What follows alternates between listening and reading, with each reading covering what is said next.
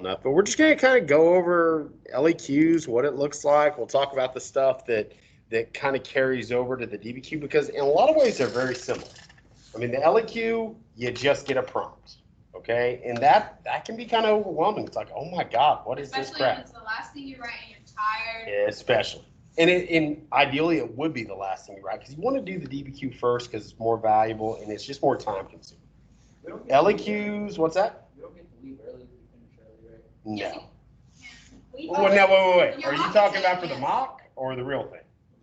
Yeah. The mock will be Whenever you're like done, as soon as you finish. yeah, whenever you're done, you can leave on the mock. For the real thing, no, you don't get Wait, to the finish mock it. one, is it like, they'll tell you like 50 minutes or whatever you have to wait? I'll be honest, I'm not down there. I don't know exactly. Okay, well, like, How did it work? You explain. like whenever you, like, you know how the DBQ is supposed to take an hour, it'll be like, they give you an hour and 40 minutes back. It'll be like 40 minutes left.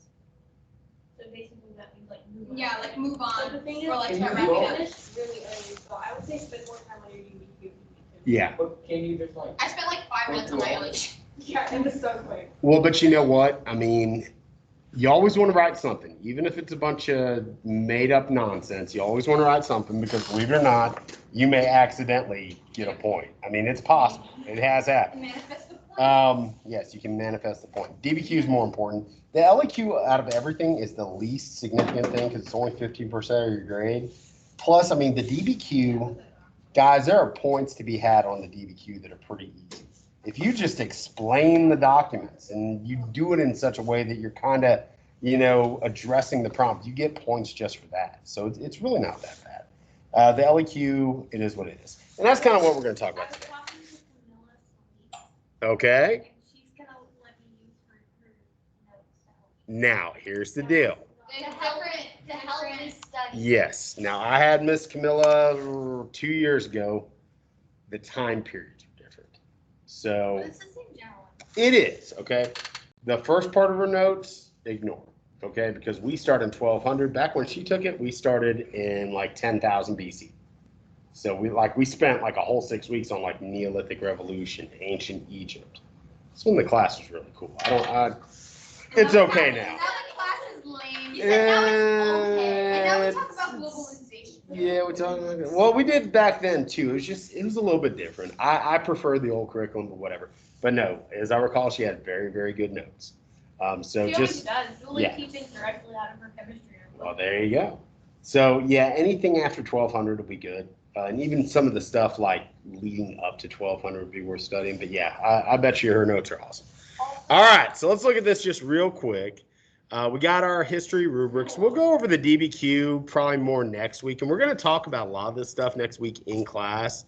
But let's just look at the LEQ rubric real fast. Again, when you go and do the AP test, you don't have to memorize this stuff. You really don't, because they will have a sheet that's kind of like a reminder, like, hey, make sure you're doing this, make sure you're doing that. So don't feel like you got to memorize it, but at the same time, you want to have a decent sense of what you're trying to accomplish. This is not an English essay. Okay, we don't care about spelling, we don't care about grammar. Some of the samples we're going to see, you're going to see stuff's marked out, and some of the stuff in there is not accurate. It's okay.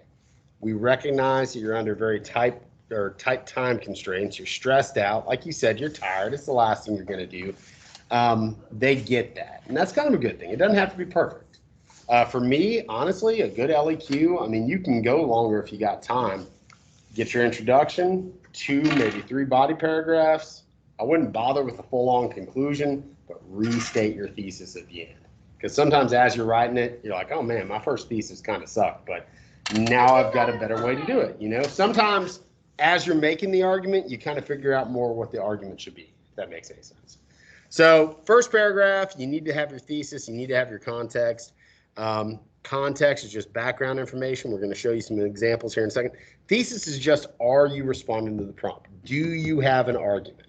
You need to be relatively specific in that you can't just restate the prompt like, oh, I can't even come up with anything off the top of my head, but you don't want to restate the prompt. You want to be fairly specific, but basically you're just going to spend the rest of your essay trying to prove that whatever argument you came up with was correct. Even if the argument's kind of not so great, as long as you follow the steps, you can still get a lot of points out of it. Evidence, key things specific, okay? These are terms and names. These are events. These are people and places, inventions, stuff like that. You don't want to just name drop. You want to give a little bit more detail. But I'll tell you guys, there's no specific number. Like in here, I'm like, yeah, give me 4 or 5 pieces of evidence and I'll give you a point. Because I want you to work towards that. But on the actual thing, as long as it's more than one, okay, because it says examples. As long as it's more than one, you can get that first point pretty easily. The second one, you can kind of get them for the same thing, but you've really got to use these evidence or whatever it is, to support what your argument is. Whereas the first one, as long as it's relevant to the overall topic, you can kind of throw it in there. To get those 2 points, yeah, it's got to really tie to the argument. It's got to help you prove your argument. And then finally, at the end, analysis and reasoning. Do you have a line of reasoning? Does it make sense? Are you utilizing historical thinking skills, maybe comparing, maybe going over causes and effects? Again, it's not always going to be that style of essay, but that's almost automatic. You have like a coherent argument. That's all they're looking for. And then there's the one you're probably not going to get, the complex understanding point, which you might, it is very hard to really describe exactly what this is. Again, you want to go above and beyond on your evidence. You want to do more than's absolutely necessary. We want to read this and say, oh my God, this kid knows more about the topic that they need to write a good essay. And again, it's hard to get. I forget the exact percentage of kids that get it. It's pretty low. Is that what it is? 9.5? I just know that's the Thought you looked that up. No, that's the percent of people that get 5 on the Spanish. Well, I bet you it's probably pretty close to that. It's pretty rare. Mr. Brown, Yes. started in Go ahead. So, like, the day of the AP, Yes, the day of the AP test, they decided that they want to do that. Charmer We picture. need to do like our composite picture. Even though we already took them, We they already already took took professional pictures. ones. But Okay. they want like professional ones done or whatever. Without our math. And so without our masks, we have to be at school, and they're telling us to be there at 7. Okay. But you're telling us to be there at 7:15. Yeah. So like, would it be better for us not to go to the pictures? Because they said that was an option. Yeah, Okay. they did say that it was an option, and then they got. But it was no, very it was passive aggressive. It was very passive aggressive because I was like, so y'all. Like you don't have to do it, but They were like, well, They got mad at me. They were like, well, you can just not be in the pictures. Yeah, and I was like, okay. Okay. Like they said, it was very aggressive for no reason. okay. So what I'm gonna do, because I've got a few weird situations going on. I say 7:15. In the past, honestly, you were rolling about 7:50. We're still gonna let you test. As long as you are checked in and in your seat by 8 o'clock, you should be fine. I'm gonna talk to Miss Cordova. I'm gonna tell her the situation. And I can give you a more well-informed answer. The only concern I would have, the morning of, you're gonna be frazzled, you're gonna be kind of stressed And out. we're gonna show up with full makeup. Well, and that's okay, but it's kind of, if going to the pictures is also going to stress you out, you're just kind of stacking things on top of each other. You know what I mean? So, it's up to you. I'm not going to say don't go do it because, I think you could probably fit in. Now, if it's one of those deals, you get there at 7 and they're not ready to take pictures till like 8:15, that would be a problem. Now, if they can get it done pretty quick, I think it should be okay. We'll just have So to basically, talk to them we'll- and see if they mean like pictures at 7 or Yeah. pictures. We asked her who would be the first one. She was like, yeah, sure. It was me and Matt. I don't know if they mean like, yeah, sure. And then they started like 7:15. They're like, it's 7:08. Don't worry. Again, I'll talk to Miss Cordova because I've got a kid that just told me he's moving to another school district after Friday. Well, the test is on Monday. So theoretically, your first day in a new district, at a new school, you're going to try to roll and take the AP exam. They're not going to have your stuff. It's going to take some coordination. So weird stuff is happening. This is going to be a weird They year. have a different day where they're gonna. No, the thing is, this is nationwide. This is actually worldwide. Like, it's all at the same time. Yeah, it's the same day. It's not the exact same time, I don't think, because of, time change, but it's the same day. Well, that's what it was last year. Like, there were people in Australia or whatever that were getting up at like 2 o'clock in the morning to get it done. Again, college boards. Anyway, let's look at a couple of these. just so we can actually get something done that might be helpful. So this is from 2019. Again, I told you last time, you can find all of the past released essay questions, SAQs, all that stuff's on the College Board website. Most kids never look at it, but you should. Okay, they give you scoring guides. They tell you exactly what they're looking for. If you're confused on what evidence looks like or what a good thesis looks like, I mean, go through some of these examples. They break it down. We're going to show you that here in a second. So this is from 2019. So the curriculum was a little bit different back then, but still the same. It was the same style of test, same categories in the test. It just, some of the timing was off a little bit. So I'm going to scroll through all this stuff. You can see some of these awesome SAQs. I don't think we actually wrote this DBQ, but we prepped for it. Remember the Portuguese maritime trade? Is this the first one we prepped for? I don't remember. Where was the Russian Revolution? We actually did the Russian Revolution. With Peter the Great. Yeah, we did that. Peter the Great one. Yeah, we full on wrote that. DBQ is the one that has all the documents. Yes.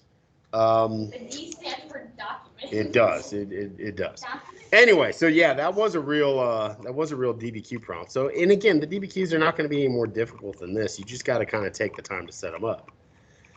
But then you got the LEQ. So on one hand, the LEQ kind of is not fun. It's only 15%, but you still want to write it and do the best you can. The good news is, even though you're just given this prompt, okay, and it can be almost anything from the entire school year, they at least give you 3 choices. So that is kind of cool. Now, as you can see, the 3 choices here, some of them are over stuff we don't really teach anymore, okay? So I've got examples of these, like the essays and the scoring commentary and stuff like that in Canvas if you want to look. But we're going to look at number 4 because this is one that I think you guys could probably write right now, hopefully. But before that, look at these bullet points. Guys, this essentially is the rubric, okay, in different terms, but they're going to remind you of what you need to do. And I'd really use this as a checklist. Again, stylistically, it doesn't have to be the best thing in the world. You need to hit on all the things that they're asking for. I've read some really not good essays, but because they really adhered to the rubric, they got a good grade. I mean, that's one of the things that people can't get past. Like, I've seen beautifully written essays. They got like a 1 or a 2, I've seen some essays that are ugly and just all over the place, but because they actually did everything the rubric asked for, they got all the points, or they got close to all the points. So again, always review that, because again, you're going to be nervous, and it's just worth checking out.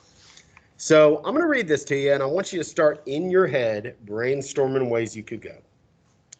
This new style is they'll give you like a little intro sentence that kind of establishes a little bit of context, gets you thinking. Then the prompt is always, the next line over. So in the period after 1900, the role of the state in the economy varied, with many states adopting policies to control or manage their economies. Develop an argument that evaluates the extent to which one or more states controlled their economies in this period. So a couple things. I personally, just because I know you're like, this is stupid, but for me it helps. I start breaking apart the prompt. I always circle the dates, and then I'll underline, what is they're actually asking me to do. Sometimes it will be phrased in a very strange way, and it takes a minute to just kind of see exactly what the prompt is asking for. But yeah, read it, reread it, mark it up if you want. So it's after 1900. It's all about the economy. Develop an argument that evaluates the extent to which one or more states, so you could just write about one country, you could write about a bunch of countries, how they controlled their economies in the time period. Now, here's the cool thing. If you really read it, you could talk about states that did control their economy. You could talk about states that didn't, And again, you're evaluating the extent. So there's a lot of different directions you could go. So just looking at this is after 1900. When I talk about governments controlling the economy, what's the first thing that comes to your mind? Okay, Soviet Union communism, boom. China communism. Vietnam. You can get into Cuba. You could even go the opposite direction. United States. You talk about the United States and all of our free market ideals and how they try to stay out of the economy, but do they always? No. We got stimulus checks coming out. You can talk about FDR and the New Deal. There's so many directions you could go. You could talk about all that stuff or just one of those things. Okay? So you've got your topic. Let's say, I mean, communism came up the most. So let's say you decide to mainly write an essay over communism in the Soviet Union. Okay? Let's remove the thesis for a second. How would you establish context for that? How are you going to explain to the reader how you get to the point that there's communism in the Soviet Union? How are you going to even introduce that? After World War II. Okay? After World War II, the European, or the Soviet Union's economy was really bad. It was taken control of by a really bad guy. Okay. Joseph Stalin. Okay. He basically saw that the way the country was going, he tried to reroute Okay. Talk about like 5-year plans and by stuff. taking out 5-year Okay. plans and all that stuff. And I mean, he takes over before World War II. II. Yeah, I was thinking about that. World War One would probably, but no, that's and I stuck with that because World War II. After that, you got the Cold War. Cold War could be some context, especially if you're talking about just the Soviet Union in general and the spread of communism. What else might you guys talk about? And it doesn't have to be communism. If you got something else in mind, go ahead and roll with it. But how are you establishing your context during the 1900s? All this stuff's going on. What are you thinking? Is it better to have a whole bunch of examples or just like 2 or 3 good ones? The more you have, the more you might be like Yes. Well, and here's the but thing. also the good ones, Could be Good. bad. something in between. Throw a whole lot in there because here's the deal. You still want to have your 2 or 3 good ones. But if you had 2 or 3 good examples, and if we're talking evidence or whatever, it doesn't matter. But you could have 20 other bad examples. Those 2 or 3 good ones would be enough to still get you the points. That's what I mean. If you think you know it, throw it in there. Okay? Because you don't lose points. You just gain them as we see stuff. So just save your energy and try to focus on 2 or 3 really good examples. I mean, you can do that, but if you know other ones or you think you know other ones, throw them in there. Because here's the deal. You may think your 2 or 3 good examples are good examples.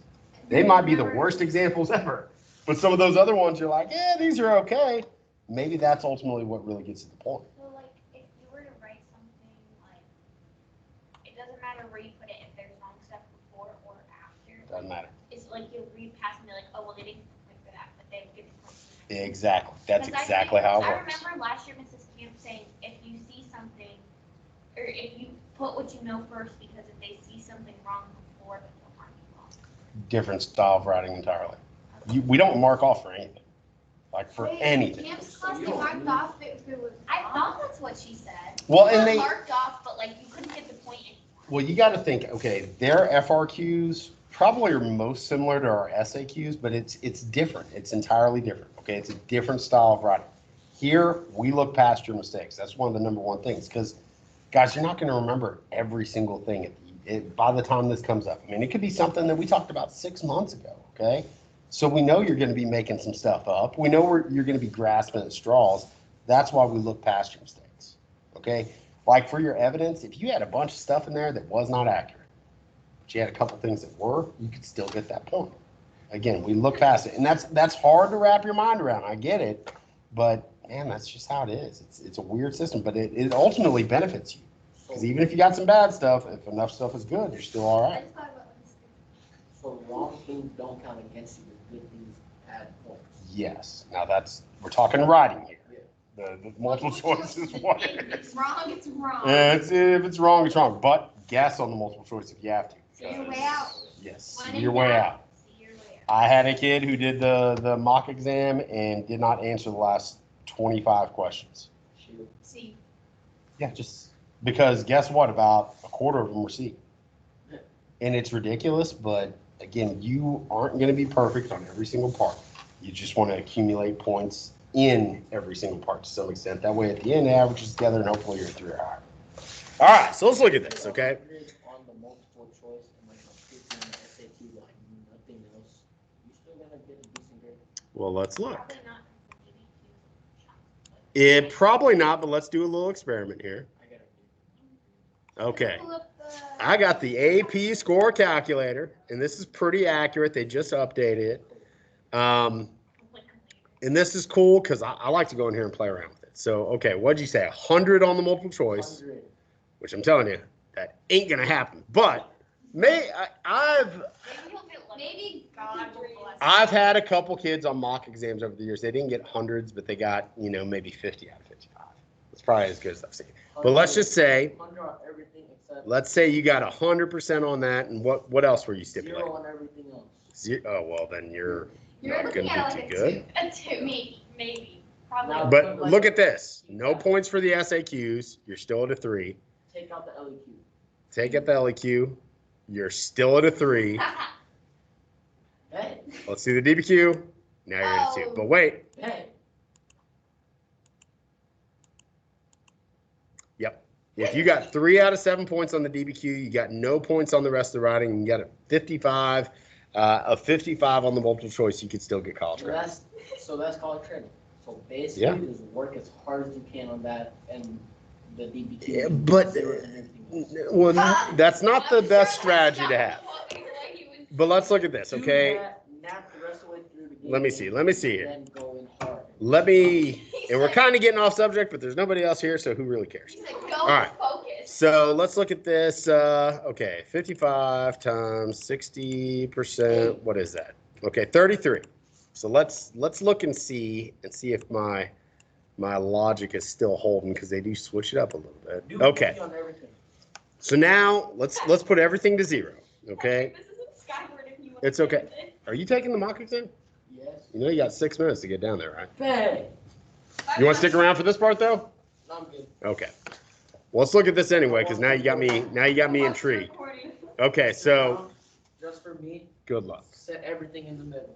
Well, let's look at this, okay? He said So, all right, let's use some practical examples. I have not graded the rest of y'all's stuff yet, but on the SAQs, okay, you got your 4 questions, and there's usually 3 points you can get per question. That's a set of questions, okay? So, on SAQ 1, how many points do you think you got? 3. 3? I, 2? I felt that was the one I felt the best. Okay, about. let's go. 2. Let's roll with 2. The other one was a 2, and then I feel like the other one was a 1. Ropa, you feel good with that sort of estimate? 2, 1. Wait, out of all of the SAQs or just? Yeah, let's look at each one. Yeah, I know I'm asking you to remember something from a while back, but okay, well, let's just say you're not great. You did okay on the first one. You got no points on the second one. Maybe you got 1 point on the third one. Okay, so here's where you're sitting at your SAQs. At your one. Oh, my DBQ topped off. I think I got 6 out of 7. DBQ, you did pretty good on. You got a 6. Low. You now have a 3. Oh wait, full points on the LEQ. because But just look at that. You got your 60% on the multiple choice. You kind of sucked at the SAQs. You got a 6 though on the DBQ, and you didn't even do the LEQ. You've got yourself college credit. Wait, what happens if you got like all the points in the LEQ? If you got them all, Yeah. it goes up to 4. Oh, right. Ah. Okay, I got. I Yeah. did not. My LEQ was. Again, I like to put this on here because it's just, it's kind of encouraging. Get all the points. I mean, this is doable, but that's what I mean. You don't have to be perfect on any one section. You just need to accumulate some points as you go. Your multiple choice, SAQ, DBQ, definitely the most important. The LEQ is the least. There are some people that they run out of time. They spend so much time on their DBQ that they don't even mess with the LEQ. But imagine this. Maybe you just write an introduction. You could get your context point and your thesis point.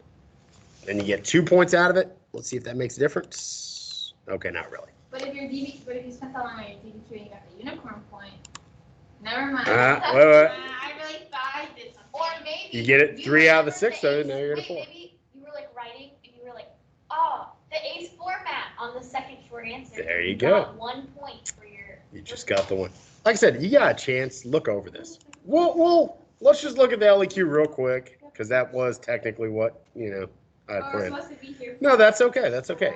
Honestly, with you guys, I feel okay about this part. So, Project's gonna be watching this and be like, you're talking about me too. well, I may not even post this because we're not talking about much that we should. Okay, so let's look at the let's see how close we were, because a lot of the ideas we came up with are pretty solid. So your prompt, develop an argument that evaluates the extent to which one or more states controlled their economies in this time period. 6 possible points. Thesis. This first one I like a lot. The 20th century included several examples of states controlling their economies, the most famous being that of the Soviet Union, which used Marxist ideology to justify its nationalization of industry and the introduction of centralized economic planning. It sounded good, okay? Really, though, the big thing, it's not so much the examples. That helps. It's this last part, which used Marxist ideology to justify its nationalization of industry and introduction of centralized economic planning. Because there you're telling the extent to which, this particular government kind of managed the economy. This one is not good, but believe it or not, this would get you the point, according to them. In recent years, many countries rejected the idea of trying to control their economies and embraced free market capitalism. Now, to me, that ain't very good. But you did respond to the prompt. You did talk about the extent to which, some or one country kind of manage the economy. Again, you're catering to what they're asking for. As long as you answer that question and it kind of makes sense, that's what's going to give the rest of your paper a sense of direction. Now, as far as context, I'll be honest with you. I tell you, hey, 3-4 sentences, go for it. You might be able to get it with one or two, but that's a maybe. And that's if it's a really good sentence or two. If you have a decent understanding of the time period and you know how to kind of tie that into your topic, then give 3-4 sentences. If nothing else, not only are you going to get your context, that's one of the things that's going to get people thinking, you know what, the unicorn point. This kid is on point. Okay. But here, the example they give, it's one sentence. They would have given them the context for it. World War I upset the global political, way to go, scholar, the global political and economic order and led to the establishment of new totalitarian states. Now, I'd like it more if you continued such as, maybe got into some of the specific examples. But again, they're just looking to see that you have some background knowledge, okay? That you've introduced the topic, you've introduced the time period, you're leading into kind of what your essay is about. Evidence. Turn the first point, the response must identify at least 2 specific historical examples. 2 is the actual number because they never give an actual number. So you see examples, well, that's got to be more than 1, right? If you know more, throw them in. Because it's possible your 2 examples, one of them is just wrong, My SAQ. Yeah, well, no, that can happen. That is legit. That's why I say if you think you know more information, throw it in there because it's not going to count against you. So here's a good example of a piece of evidence. Mao Zedong's Great Leap Forward is one of the best examples of communist states controlling their economies. There's not much explanation, but the way that it's phrased, Mao Zedong, Great Leap Forward, it ties together with what you're talking about. Yeah, that's not bad. Now, this one doesn't work. In the period after 1900, different states took different approaches to economic policy, and some states attempting to control while other states merely seeking to manage their national economies. That's true, but what states are we talking about? And that's the difference, guys. You got to be specific. Give me specific people. Give me specific events. Demonstrate you understand what it means, and you're not just saying, and then there's Mao Zedong. And then he was there. Exactly. Now, if you follow it up with a little bit of an explanation that shows you understand that he is a communist and he did, control his economy kind of with an iron fist, again, it's just looking to see if you know what you're talking about. Now, here's the deal. Oh my gosh, imagine if there's the LEQ is about his vice chair. We can talk about that for Manifesting. Maybe. I don't know. Okay, let's get past this. Let's just look at some examples because we ain't got that much time. I like this first essay. It's not great, but I believe it gets all 7 points. Now, I'm not going to read it all word for word because that would just be terrible. But let's at least read through the introduction because you got some good context. You got a solid thesis. In the United States, the government in the 1930s used the New Deal program to control the economy in order to help the people during the Great Depression. That, I'm trying to see, is that their thesis? No, I think they get into it later. After World War I, the economies of Germany, a leading industrial power, and Western Europe were ravaged by the impact of World War I. As a result, the dependence on trade for the nation was weakened because of the effects that the Great War had on Europe, which affected the global economy. This caused nations such as Germany, the U.S., and the Russians to implement state-controlled economies. With the New Deal in the U.S., the collectivization of farms in Russia, and the fascism state of Germany, which used the total war economy, multiple states controlled their economies in the period after 1900. This first little sentence, you could argue, is pretty close to being a thesis if you were just writing about the U.S., but this last part, that was really good because they get into the level that this was going on. You know, they are specific. All these specific examples where they do talk about the New Deal, the Great Depression, World War I, the, you know, Great War, just kind of messing up the global economy. Again, that's what I mean, you know, context. You're showing you know what you're talking about. You're showing you know what this period of history was like. Then you close out with the solid thesis, and all you're doing for the rest of your essay is proving that your thesis is correct, getting into a little bit more depth into what the New Deal was all about, what the collectivization of farms and everything else was like in Russia, what fascism was like in Germany. I mean, that's enough. So kind of just scanning through this because I don't feel like reading it because I'm tired and you are too. Okay, so he mentioned the New Deal up here. If he gets into more detail of what it was like, and he does, he's talking about all these different agencies that were created, the Social Security Act, that's all evidence. He gets into Keynesian economics. That's evidence. That's actually really good evidence. Every time you see something specific, Bolshevik Revolution, Lenin coming to power, that's evidence. Okay? So think about it like this. You only have to do that technically 2 times. Do it more if you can, but technically 2 times. I think the abundance of evidence more than anything else, that's what gives them the complexity point. And again, if you look at the rubric, it has all these examples, you know, going into the nuance of, they love the word nuance. They leave it deliberately vague, okay, because it looks a little different every time. Go above and beyond, okay? That's what I was telling Patrick, you know. Yeah, you can focus on 2 or 3 things, and that's going to get you most of the points if you do it well. But if you think you know more, throw it all in there. I mean, just go all in. And even if half of it's wrong, if the other half's right, that's still enough to get you most of what you need. It's getting kind of late, but here's the deal. So many kids never look at this stuff. Look this stuff over. I mean, especially if you're looking for examples of what a decent essay looks like, what a good rubric, or not rubric, what a good thesis looks like, context, evidence. We got these examples here. They break down examples. Then they're going to give you sample essays. They always give you 3 sample essays. And then they give you, yeah, and it usually starts off the really good one, the okay one, the one that's not so great. So like the ones that they give you, the worst one's a 2. The second one's not bad, it's a 5, and then the first one, 4A, is a 6.